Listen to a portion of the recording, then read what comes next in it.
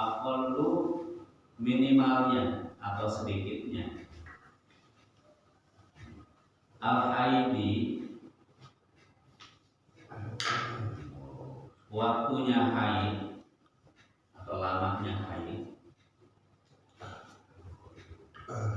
Yaumun sehari walailatun dan semalam sehari semalam. Aqallu masa sedikitnya al-haidil haid yaumun sehari walailatun dan semalam sehari semalam. Wa ghalibuhu dan pada umumnya atau seringnya pada umumnya. Wa ghalibuhu atau pada umumnya. Situn 6 hari awasadoon atau 7 hari.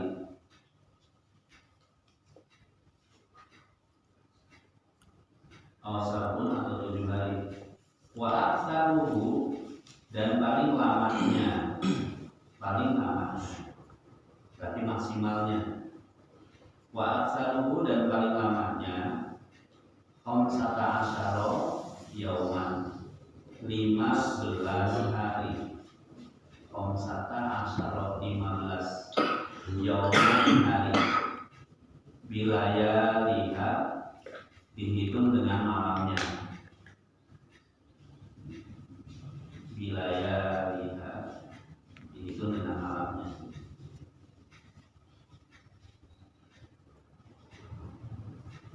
Aqallu sedikitnya. At-tuhri aqallu sedikitnya. At-tuhri masa suci. Sedikitnya masa suci. Baina antara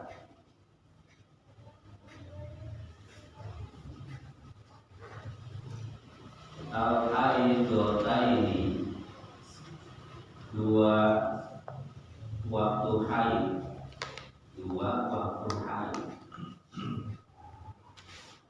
Khamsata asyara 15 yauman hari. Wa ghalibuhu dan pada umumnya, mayoritasnya. Wa ghalibuhu dan pada umumnya. Arba'atun wa ishruna yauman 24 hari. 24 hari. Wala hadda dan tiada batas. Li aksarihi untuk paling lamanya. Untuk paling lamanya dalam kurung masa suci. Tidak ada batas untuk paling lamanya masa suci. Kita lanjutkan satu pembahasan lagi. Aqallun nifasi, paling sedikitnya waktu nifas. Aqallun nifasi, paling sedikitnya waktu nifas. Majjatun itu diartikan sekejap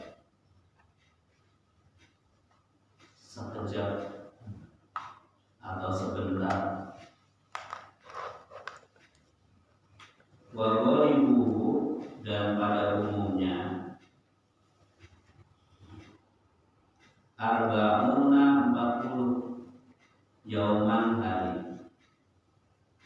Arba'una 40 yauman hari. Wa aktsaruhu dan paling lamanya nifas. Dan paling lamanya nifas. Situna 60 yauman hari.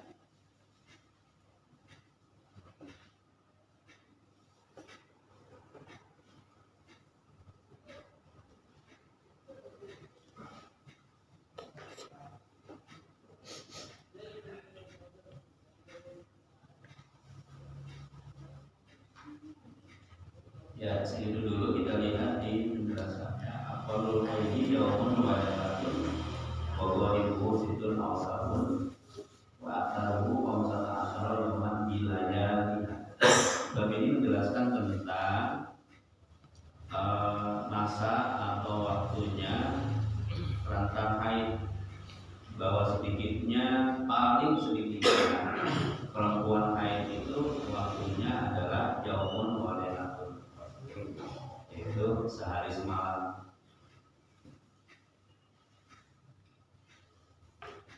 Wa ghalibuhu, namun pada umumnya situn asapun, pada umumnya itu perempuan mengalami perempuan itu dalam waktu 6 atau 7 hari.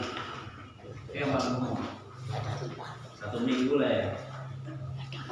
Jadi para istri itu mengalami masa haid itu yang paling sering atau paling itu adalah 1 minggu, yaitu 6 atau 7 hari. Wa aktsaruhu khamsata asyara yauman bilayaliha, dan rentang waktu paling lamanya itu adalah 15 hari dihitung dengan malam. Nah, jadi ini ilmu ini sebenarnya untuk para perempuan ya, tapi kita para suami kenapa harus paham ya? Iya, harus lebih lagi Ustaz. Saya ada baru tahu, jadi ada belum. Antar serobot bae lampu merah. Kalau nggak dikasih ilmu. Gue dibilangin, suami harus paham biar gak maksimal lipasnya. Kuning masih serobot aja. Maksimal lipasnya dan sentuh itu. Udah gak tahan. Bawakan seru Udah gak tahan. paling cepat 1 hari, kemudian paling umum 6 atau 7 hari, kemudian paling lamanya itu adalah 15 hari. Nah, 15 hari berhenti, berarti itu maksudnya darah, jadi darah penyakit disebut dengan pendarahan. Istihadoh pendarahan. Istihadoh penyakit. Ya. 7 hari udah diintip aja. Maka kalau 15 hari belum selesai juga, maka perempuan wajib mandi dan wajib melaksanakan Sholat. Ya, wajib melaksanakan sholat. Bagaimana tata caranya? Tata caranya mengikuti jawab munadas. Jawab munadas itu seperti apa? Kita mau sholat, tapi karena dalam kondisi membawa najis atau membawa hadas, maka ketika akan toharoh, akan bersuci, menunggu masuknya waktu sholat. Menunggu waktu sholat. Jadi kalau mau mandi, nunggu azan dulu, azan, kemudian segera mandi. Karena itu darahnya masih keluar, diamankan. Sumpel gitu ya. Dulu langsung melaksanakan sholat. Jadi tata caranya jadi mengikuti dawam hadas. Itu kalau 15 hari belum selesai, maka dianggap sudah maksimal. Jumlah 15 hari itu sudah dianggap maksimal. Maksimal bagi perempuan menjalani masa haid.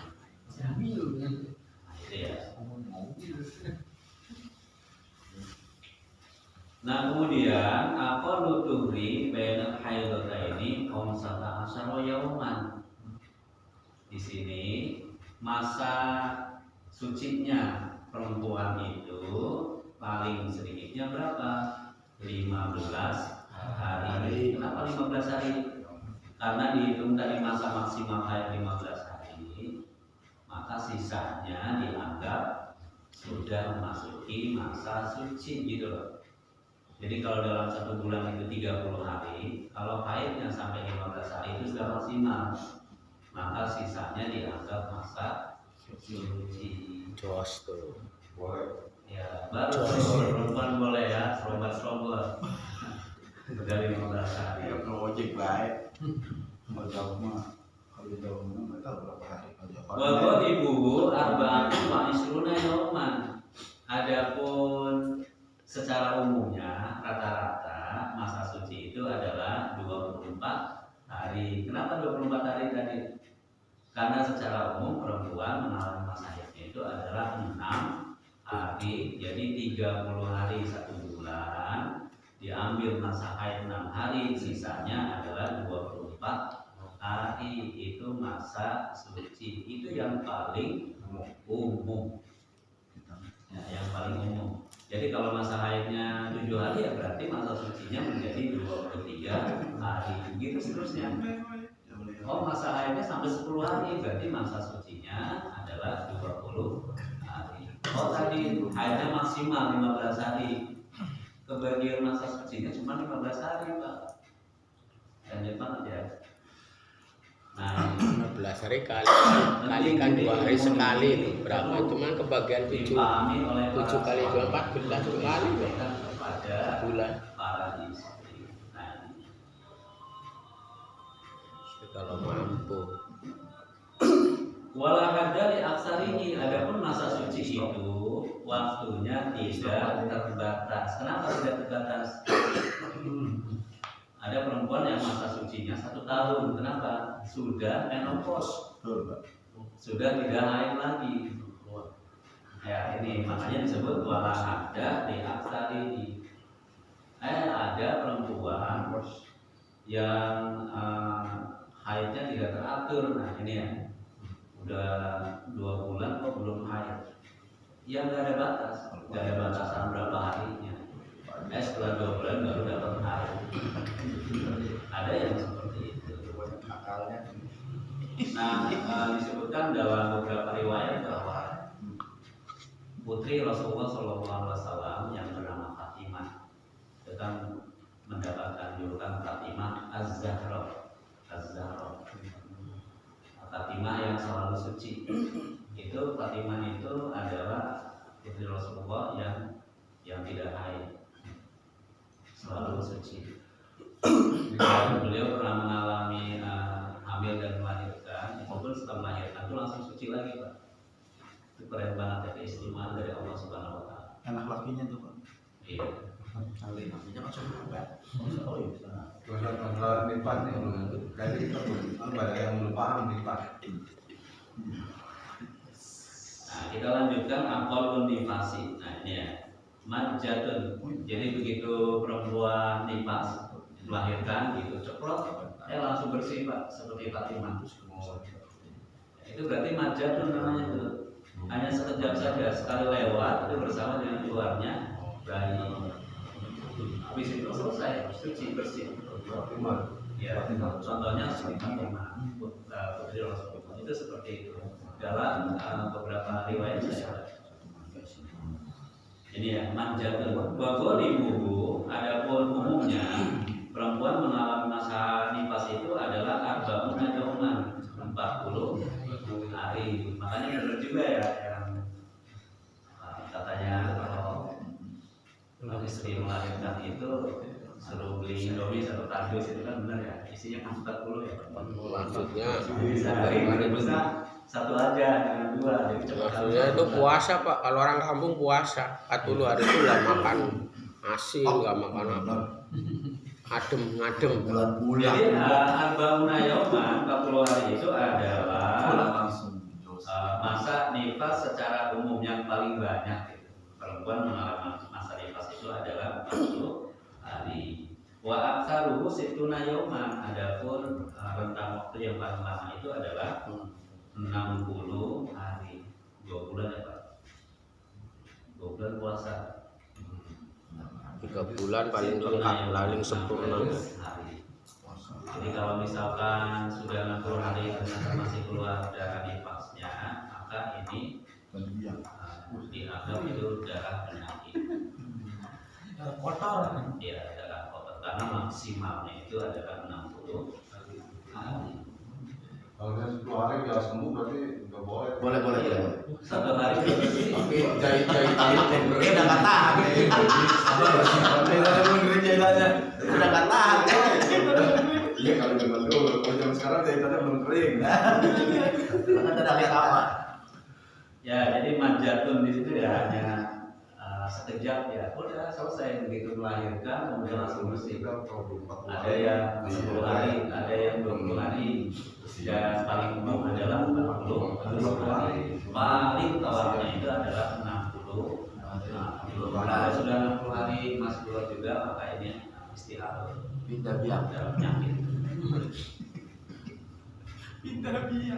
Jadi begitu ya hitungannya ya. Hari syarab. Faslun andarus sholati isnani an-naumu wa nisyan. Satu bab lagi ya. Faslun amdaru itu artinya adalah uzurnya sholat.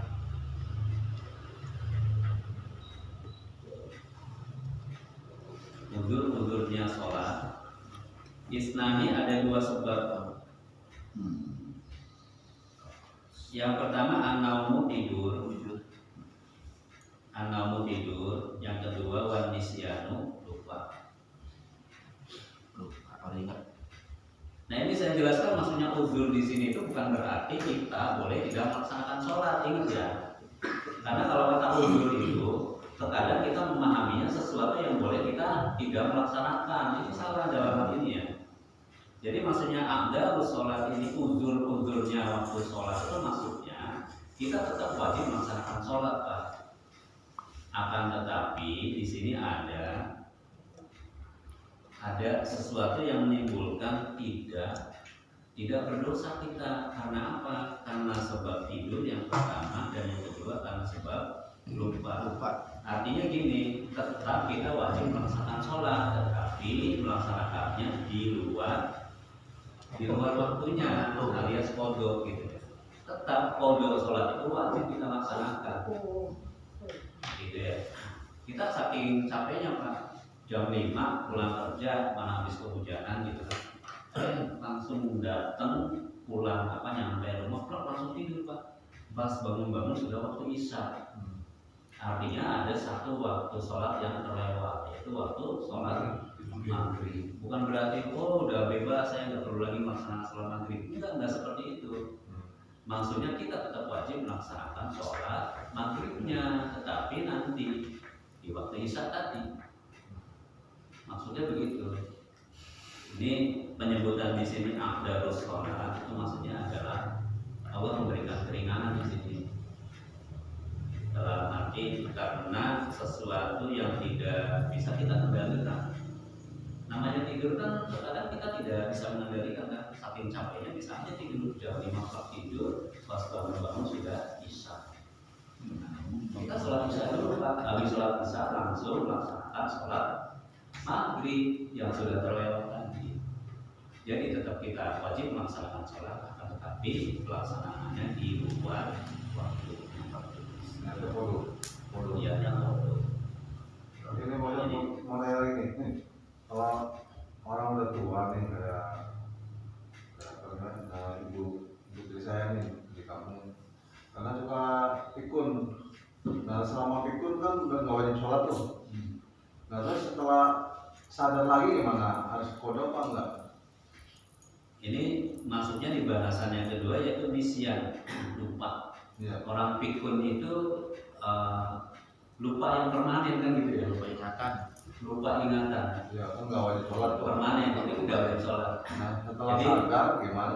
Jadi rufi al-qalamu an salasin itu diangkat, maksudnya pencatatan malaikat itu 3 atas 3 itu. Di antaranya adalah karena dia tertidur, karena dia lupa, dan yang satu karena dia anak kecil kata yang kalimah yang tadi itu, anak kecil yang belum dewasa, belum balik itu masih belum dicatat tuh sebagai mukallaf, sebagai orang yang wajib melaksanakan kewajiban. Nah kemudian dalam posisi dia ini pikun, maka orang pikun ini ya termasuk yang rufi al-qalam, yang diangkat dalam arti tidak lagi mukallaf, tidak lagi wajib melaksanakan kewajiban. Termasuk mungkin para orang tua kita yang udah pikun ya, nanti bulan puasa dia sahur ikut sahur, nanti minta makan, minta buka gitu jam 12 atau gimana ya itu sudah pikun, sudah tidak wajib lagi melaksanakan kewajiban. Nggak usah diomelin. Sama lebih pun, tapi kalau pemilu nggak usah ya. Iya, sudah lebih alkohol, sudah lebih angkat dalam itu sudah tidak dicatat lagi di situ pahala dosa.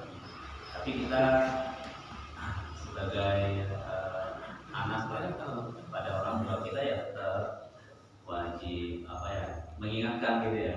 Siapa tahu dia lagi ingat gitu kan.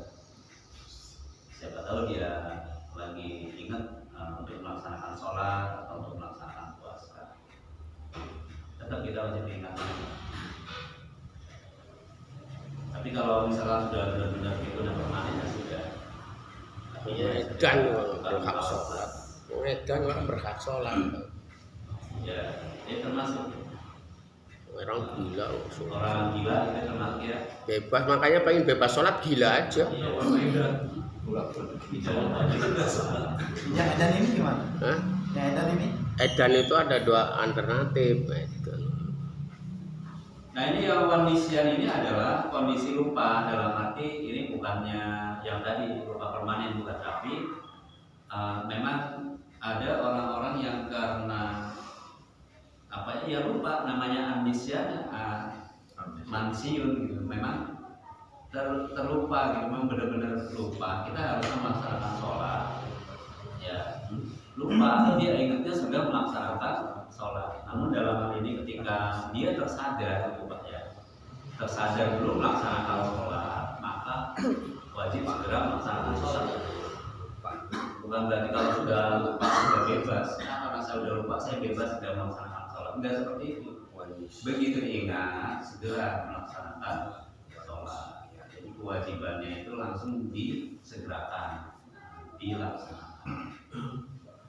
Nah, adapun pembahasannya tentang aqdarus sholat ini, ada waktu-waktu sholat yang tertunda tadi ya, itu Allah memberikan keringanan itu sebenarnya tidak langsung serta-merta harus dikerjakan ketika kita sadar dari lupa atau ketika kita bangun dari tidur kemudian kita belum melaksanakan sholat. Akan tetapi yang lebih baik itu adalah mengqadha sholat itu segera, itu yang lebih baik.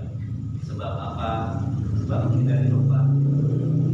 Karena sholat ini adalah seperti kita berhutang gitu ya. Ketika kita belum melaksanakan sholat kita hutang. Maka dari itu menunda sholat itu seperti orang yang menunda membayar hutang. Kita udah masuk nih waktunya sholat, tapi karena pekerjaan kita tundakan nanti, akhirnya bisa terlewat. Nah kalau seperti itu, maka tidak termasuk aqdarus sholat, Pak. Ya kita menunda sholat sampai lewat waktunya, maka berdosa kita. Kita lalai, kita mengakhirkan sholat sampai sholat waktu sholatnya terlewat, ya, maka kita berdosa karena unsur kesengajaan. An-naumu juga begitu. Kita memang sebenarnya sudah hampir maghrib, Pak. Sudah surah tuh, sudah ada yang baca sholawat gitu kan. Maka usahakan walaupun kita secapek apapun, karena sudah menjelang maghrib, kita jangan sampai nyender, karena kalau nyender itu bisa tertidur guys. Tapi hendaknya kita melakukan aktivitas lain karena kita wajib menjaga waktu sholat maghrib. Maka laksanakan aktivitas yang lain yang tidak menyebabkan kita tertidur gitu kan. Karena ketika kita nyender ini kemudian tertidur, ini ada unsur lalai di sini. Karena kita sudah tahu hanya beberapa menit saja sudah masuk waktu sholat, tapi kita lalai dengan nyender yang akhirnya tertidur, gitu ya. Namun dalam beberapa kasus itu yang memang benar-benar capek jam 5 atau jam berapa datang, apalagi kurang sehat atau apa tertidur sampai ada waktu sholat yang melewati, ini yang dimaafkan. Yang seperti ini, ketika dia bangun baru dia segera melaksanakan sholat yang belum dia kerjakan. Ini. Tapi kalau sudah tadi masuk waktu sholat yang pada waktunya, pas bangunnya waktu isya ya kerjakan sholat isya dulu, Pak. Kerjakan sholat isya dulu, baru setelah